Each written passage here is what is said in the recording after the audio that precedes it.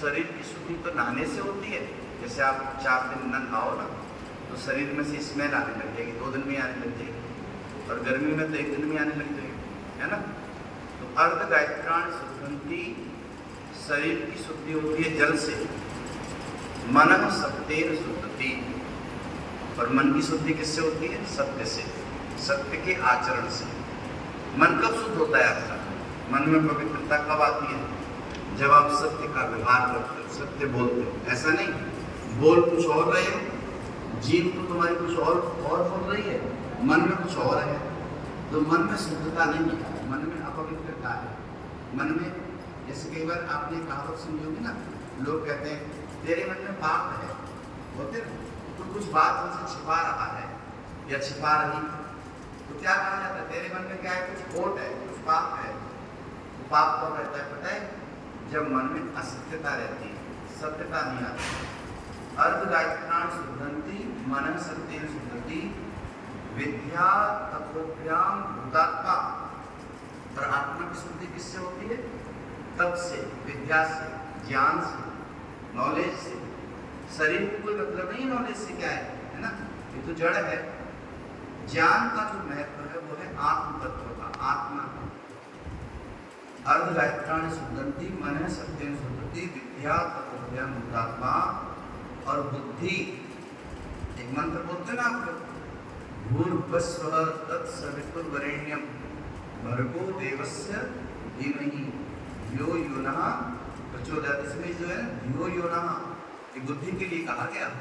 हे परमात्मा, हमारी बुद्धि में क्या करो? पवित्रता करो, हमारी बुद्धि को शुद्ध करो, बुद्धि अपवित्र न हो।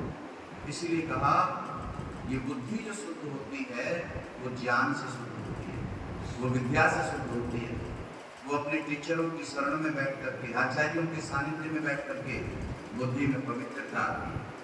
इसलिए प्यारे बच्चों बेटियों, आज हम सब मिलकर के आप सबके अच्छे जीवन के लिए, है ना, आप सबके अच्छे कैरियर के लिए, आप सबकी विद्या के लिए, बुद्धि के लिए हम हर वर्ष अपने इस विद्यालय के प्रांगण में बैठ करके इस यज्ञ को करते हैं। जब सेशन शुरू होता है ना हमारा, तो कहते हैं कि पहला दिन अच्छे काम से हमें शुरू करना चाहिए।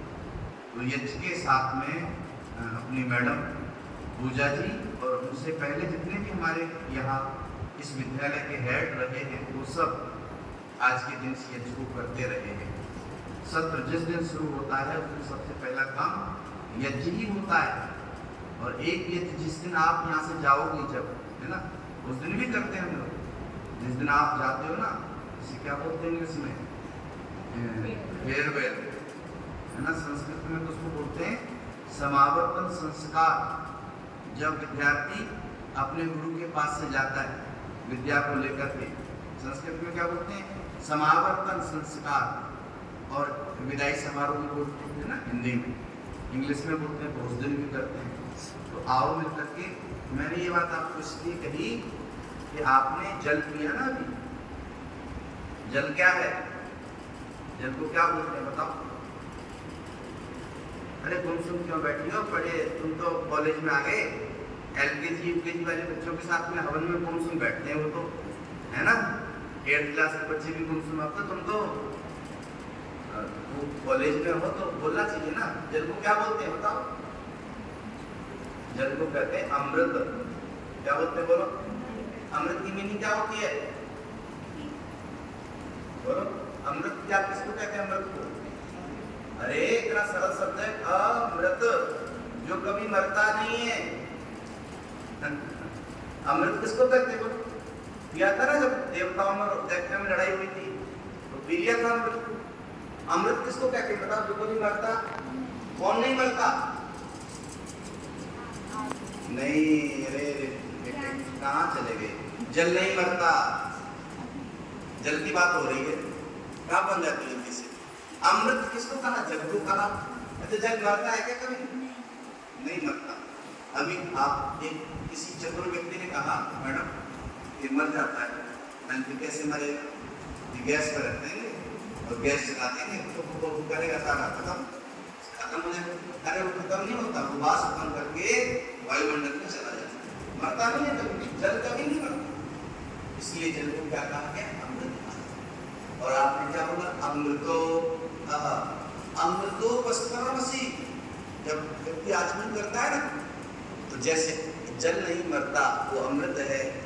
हे प्रभु, हम भी अमृतत्व को क्या करना चाहते हैं? प्राप्त करना चाहते हैं। हमारा ज्ञान कभी न मरे, हमारी विद्या कभी न मरे, नॉलेज कभी न मरे। इसलिए बैठ करके शरीर की पवित्रता तो आप घर से करके आए, जल को पीने से अंतःकरण की भी बोलो क्या होती है? पवित्रता होती है, गले में आए हुए विकार की स्थिति होती है। इसलिए अमृतो वस्त्रमसि, अमृता प्रधानमसि, सत्यम यशः। हे प्रभु, हमारे जीवन को सत्य बना दे, है ना? ये कहा हमारे जीवन को क्या बना देना। और कहते भी लोग, अब देखो उसका जीवन कितना अच्छा है, मैडम कितनी अच्छी है, बोलते ना। कब बोलते पता? ऐसे नहीं बोला जाता, उसके लिए आपको जीवन बनाना पड़ता है, ऐसे नहीं बोलता कोई किसी के लिए। तो आओगे करके थोड़ी देर आप हाथ जोड़ो, हाथ जोड़ करके बैठो और देखो मेरे साथ बोलना पड़ेगा। आपने ऐसे नहीं काम चलेगा, रूम सुन बैठ करके मेरी बातों का जवाब देना पड़ेगा, हाँ या ना, बस हाँ या बोलो, कुछ तो बोलना पड़ेगा। चलो हाथ जोड़ो, सब आंखें बंद कर लो, थोड़ी देर मंत्र पाठ करेंगे। मंत्र पाठ का अर्थ होता है सुनना। ऋषि दयानंद ने सूत्र दिया ना, वेद सब विद्याओं का पुस्तक है।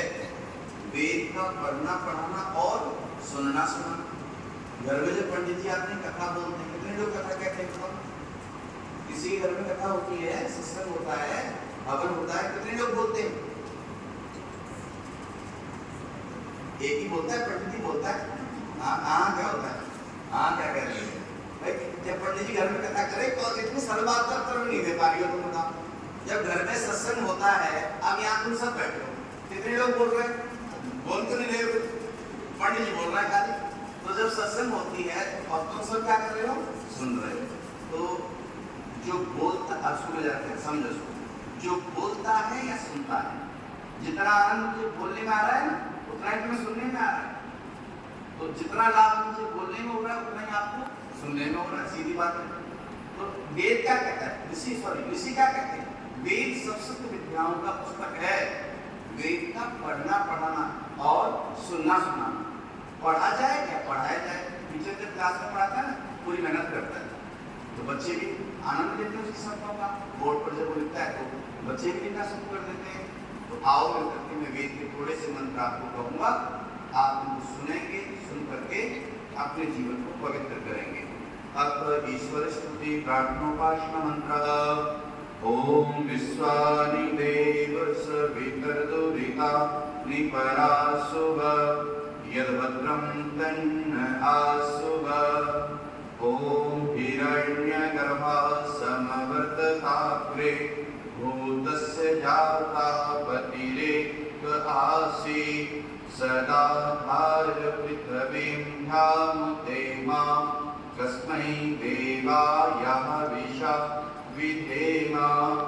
ओम य आत्मना वरदा यस्य विश्व उपासते प्रसिशं यस्य देवाः यस्य छाया अमृतं यस्य मृत्यु कस्मै देवाय हविषा विधेम। ओम य प्राणतो निमिषतो महित्वेका इन्द्रा जा जगतो बभूव यदीसे तस्य विपदस्य पुष्पदा कस्मै देवाय हविषा विधेम। ओम येन द्यौरुक्ता पृथिवी चरणा येन स्वास्तभितं येन नाहा यो अंतरिक्षे रजसो विमानः कस्मै देवाय हविषा विधेम। ओम प्रजापते नत्वरेतानिन्यो विश्वा जातानि परिता बभूव यत्कामास्ते जुहुमस्तनो अस्तु वयं श्यामपतयो रयीणाम्। ओम सनो बन्धुजनिता सविधाता धामानि वेद भुवनानि विश्वा यत्र देवा अमृतमानसाना स्तृतीये धामन्यधैर्ययन्त। ओम अग्नेनय सुपथाराये अस्मान् विश्व विश्वानि देव वयुनानि विद्वान् यूयो तस्मज्जहुरानमेनो भूयिष्ठान्तेन किं विधेम इति ईश्वर स्तुति प्रार्थनोपासना मंत्रः।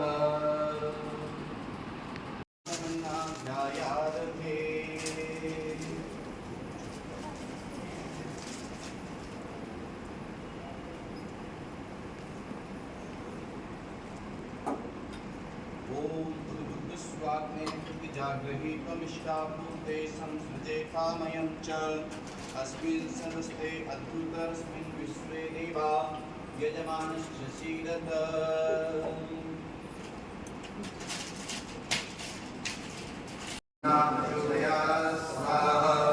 ॐ भूर्भुवस्सुवः तत्सवितुर्वरेण्यं भर्गो देवस्य धीमहि धियो यो नः प्रचोदयात् स्वाहा। ॐ भूर्भुवस्सुवः तत्सवितुर्वरेण्यं भर्गो देवस्य धीमहि धियो यो नः प्रचोदयात् स्वाहा। ॐ भूर्भुवस्सुवः तत्सवितुर्वरेण्यं भर्गो देवस्य धीमहि धियो यो नः प्रचोदयात् स्वाहा। ॐ त्र्यम्बकं यजामहे सुगन्धिं पुष्टिवर्धनम् उर्वारुकमिव बन्धनान् मृत्युर्मोक्षीयमामृतात् स्वाहा। ॐ त्र्यम्बकं यजामहे सुगन्धिं पुष्टिवर्धनम् उर्वारुकमिव बन्धनान् मृत्युर्मोक्षीयमामृतात्। आंखें बंद करो। अब जिनके हाथ में फूल है वो मेरे साथ बोले ओम सत्यः सन्तु यजमानस्य कामः। ओम पूर्णः सन्तु यजमानस्य कामः। ओम शुभं भवतु स्वास्थ्यं भवतु। हे बालक हे बालिके त्वम् आयुष्मान तेजस्वी वर्चस्वी विद्यावान बुद्धिमान भूयः। ओम स्वस्तिः स्वस्तिः स्वस्तिः। ओम स्वस्ति न लोकस्रवा स्वस्ति न पूषा विश्ववेदाः स्वस्ति नस्तार्क्ष्यमेव स्वस्ति नो बृहस्पतिर्दधातु। ओम स्वस्तिः स्वस्तिः स्वस्तिः। ओम स्वस्ति न लोकस्रवा स्वस्ति न पूषा विश्ववेदाः स्वस्ति नस्तार्क्ष्यमेव स्वस्ति नो बृहस्पतिर्दधातु।